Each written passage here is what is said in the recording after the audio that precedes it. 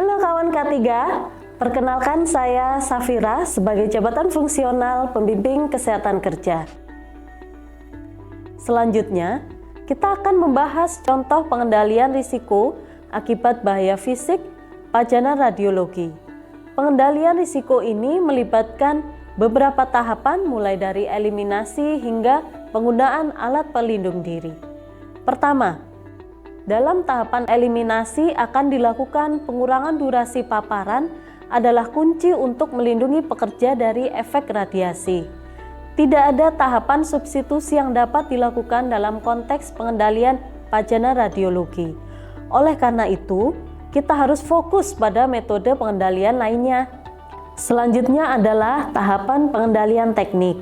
Salah satu tindakan yang dapat dilakukan adalah memberikan ruangan X-ray dengan dinding pelindung dan jendela berlapis timah untuk melindungi teknisi. Pada tahapan administratif, memastikan bahwa prosedur sesuai dengan SOP sangatlah penting. Misalnya, penggunaan fluoroskopi jarak jauh harus dijalankan dengan kontrol dari ruangan yang terpisah untuk mengurangi paparan langsung kepada teknisi. Pengendalian terakhir adalah penggunaan APD. Memberikan dan memastikan karyawan menggunakan APD seperti apron dan kacamata pelindung berlapis timah adalah langkah yang penting.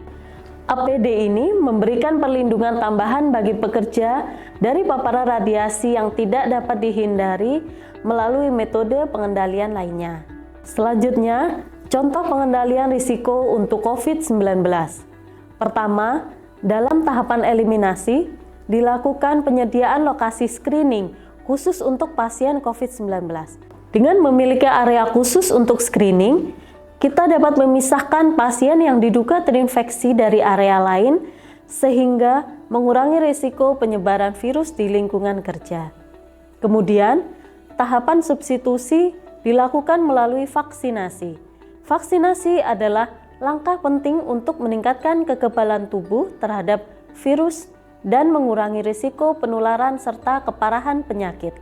Selanjutnya, dalam tahapan pengendalian teknik, disediakan ruangan bertekanan negatif dan memastikan adanya aliran udara alami dari jendela. Ruangan bertekanan negatif membantu mencegah penyebaran virus dari pasien yang terinfeksi di area lain.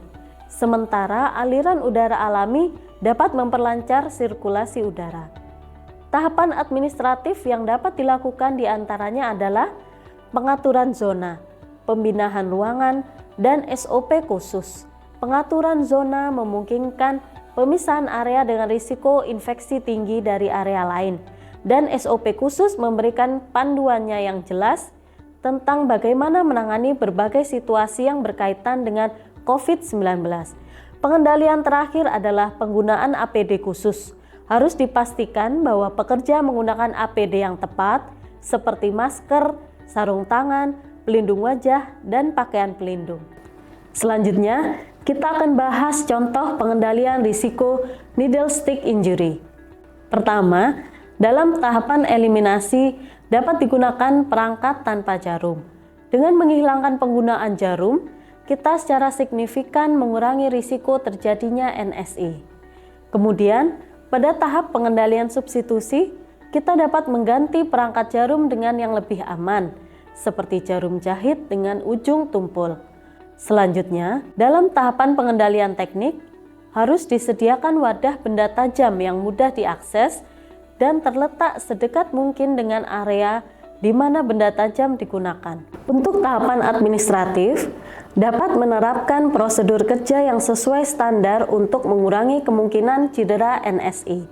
Prosedur ini harus mencakup langkah-langkah spesifik yang harus diikuti oleh pekerja saat menangani benda tajam, serta pelatihan untuk memastikan pemahaman dan kepatuhan terhadap prosedur tersebut. Terakhir, dalam tahapan pengendalian dengan menggunakan alat pelindung diri, pekerja harus difasilitasi dengan APD yang sesuai seperti sarung tangan dan pelindung lainnya dapat memberikan perlindungan tambahan terhadap risiko NSI. Selanjutnya, contoh pengendalian risiko musculoskeletal disorders atau MSDS. Pertama, dalam tahapan eliminasi, dilakukan upaya meminimalkan aktivitas atau menghilangkan pekerjaan yang menimbulkan risiko MSDS. Dengan mengurangi atau menghapus tugas yang berisiko, kita dapat mencegah terjadinya gangguan muskuloskeletal pada pekerja.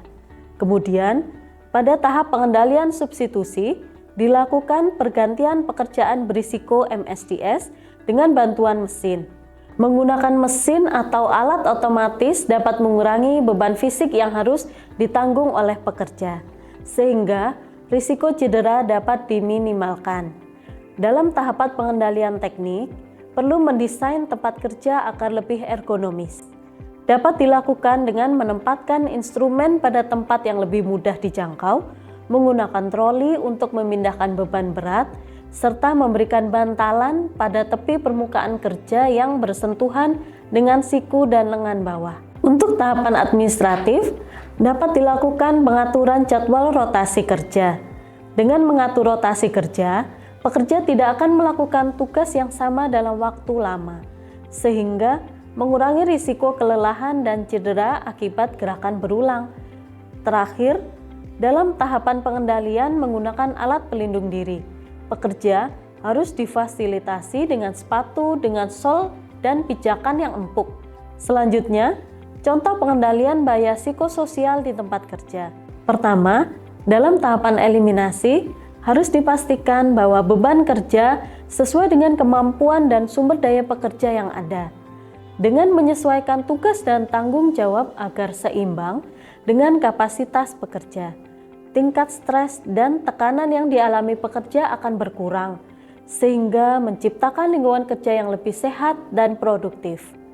Selanjutnya, tidak terdapat tahapan substitusi yang dapat dilakukan untuk bahaya psikososial.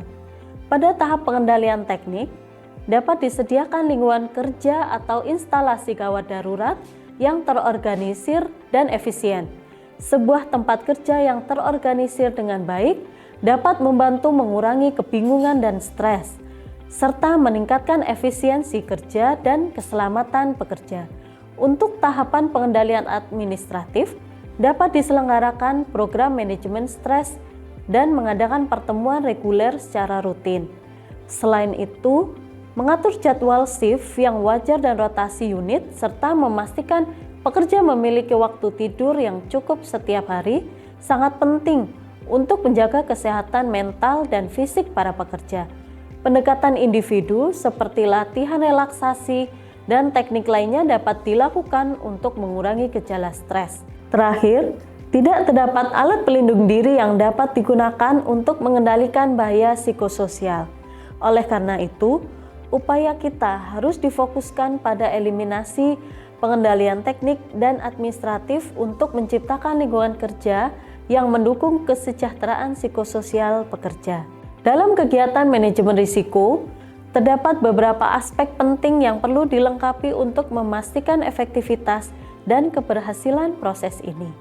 Pertama, kita harus melakukan monitoring dan review risiko. Hal ini melibatkan pemeriksaan reguler atau surveillance yang dilakukan baik secara periodik maupun ad hoc.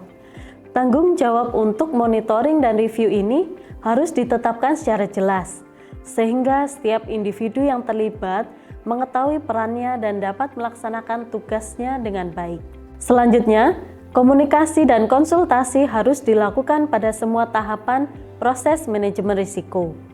Komunikasi dan konsultasi ini melibatkan pemangku kepentingan baik eksternal maupun internal dan harus berlangsung sepanjang seluruh proses manajemen risiko.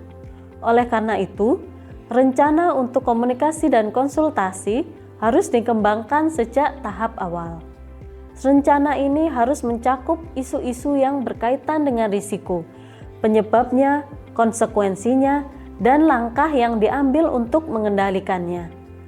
Komunikasi dan konsultasi yang efektif akan memastikan bahwa mereka yang bertanggung jawab melaksanakan proses manajemen risiko, serta pemangku kepentingan memahami dasar pengambilan keputusan dan alasan mengapa tindakan tertentu diperlukan. Terakhir, pencatatan dan pelaporan hasil adalah elemen kunci dalam manajemen risiko.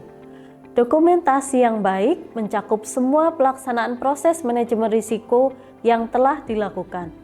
Dokumen manajemen risiko ini harus dievaluasi dan ditinjau kembali kesesuaiannya dengan perubahan lingkungan kerja yang terjadi.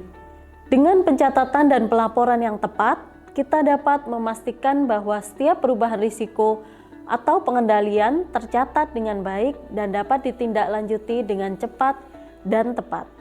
Selanjutnya, kita akan membahas teknik penyusunan rekomendasi dalam manajemen risiko. Memberikan saran atau rekomendasi yang tepat berdasarkan hierarki pengendalian bahaya dan risiko adalah langkah penting dalam pelaksanaan kegiatan pengendalian ini. Saran atau rekomendasi tersebut harus disampaikan kepada pemberi kerja, pengusaha, atau pengurus organisasi. Penyampaian saran ini bisa dilakukan melalui berbagai cara, seperti rapat koordinasi, rapat rutin, atau dengan memberikan laporan tertulis. Rapat koordinasi memungkinkan semua pihak terkait untuk berdiskusi dan memahami rekomendasi secara langsung. Sementara rapat rutin dapat digunakan untuk membahas perkembangan dan tindak lanjut dari rekomendasi yang telah diberikan. Selain itu, laporan tertulis memberikan dokumentasi resmi yang bisa dijadikan referensi di masa depan. Dengan menyampaikan rekomendasi secara efektif melalui berbagai saluran komunikasi ini, kita dapat memastikan bahwa tindakan pengendalian bahaya dan risiko yang disarankan akan dipertimbangkan dan diimplementasikan dengan baik oleh pihak yang berwenang. Nah, bagaimana? Apa kawan K3 telah memahami bagaimana proses pengendalian risiko?